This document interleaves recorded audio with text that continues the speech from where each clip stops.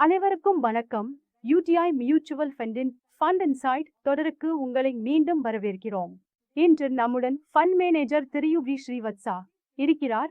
அவருக்கு equity research மற்றும் fund மேனேஜ்மெண்டில் 20 ஆண்டுகளுக்கும் மேலான அனுபவம் உள்ளது.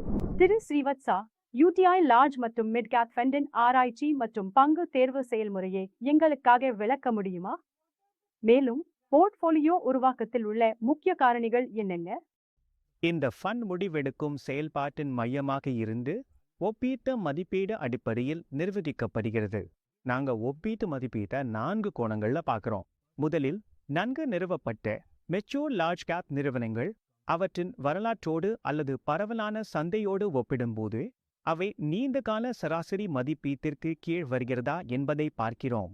இது பல்வேறு விஷயங்களால் மதிப்பீடு குறைந்துள்ள முக்கியமான லார்ஜ் கேப் நிறுவனங்களை அடையாளம் காணும் முக்கியமான உத்தியாகும்.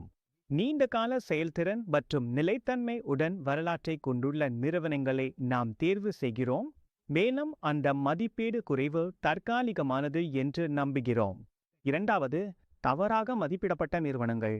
இவை நல்ல நிதி அளவுகோல்கள், நல்ல நிர்வாகம், நல்ல மேலாண்மை மற்றும் செயல்திறன் வரலாறு கொண்ட நிறுவனங்களாகும், ஆனால் பல்வேறு காரணங்களுக்காக மார்க்கெட்டில் தவறாக மதிப்பிடப்பட்டுள்ளன.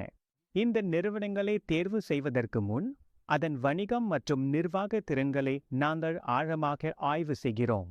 மூன்றாவது, சுழற்சி சார்ந்த பங்குகள். பொதுவாக அந்த சுழற்சி சாதகமாக இல்லாதபோது மதிப்பில் குறைவாகவே இருக்கும். சுழற்சி கீழே இருக்கும் நேரங்களில் இந்த வாய்ப்புகளில் நாங்கள் லாபம் ஈட்ட முயற்சிக்கிறோம். மற்றும் கடைசியாக, ஸ்மால் கேப்களுக்காக நாங்கள் வளர்ச்சி நோக்கமுடைய ஸ்மால் கேப் நிறுவனங்களை நியாயமான மதிப்பீட்டில் அடையாளம் காண்பதில் கவனம் செலுத்துகிறோம்.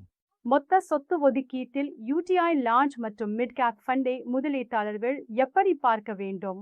ஆமா, முதலீட்டாளர்கள் யூடிஐ லார்ஜ் மற்றும் மிட் கேப் ஃபண்டை தங்கள் முக்கிய சொத்து ஒதுக்கீட்டின் ஒரு பகுதியாக பார்க்க வேண்டும்.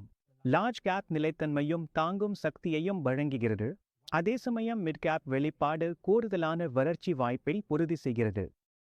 5 வருடம் அல்லது அதற்கு மேல் செயல்படும் முதலீட்டாளர்களுக்கு இது ஒரு நல்ல அடித்தளமாக செயல்பட்டு ஒரே ஃபண்டில் வலிமையும் வளர்ச்சியும் வழங்குகிறது. நன்றி திரு ஸ்ரீவத்சா. இந்த வீடியோவை பார்த்ததற்கு மிக்க நன்றி. மியூச்சுவல் ஃபண்ட் முதலீடு சந்தை அபாயங்களுக்கு உட்பட்டது. திட்டம் சார்ந்த ஆவணங்களை கவனமாக படிக்கவும்.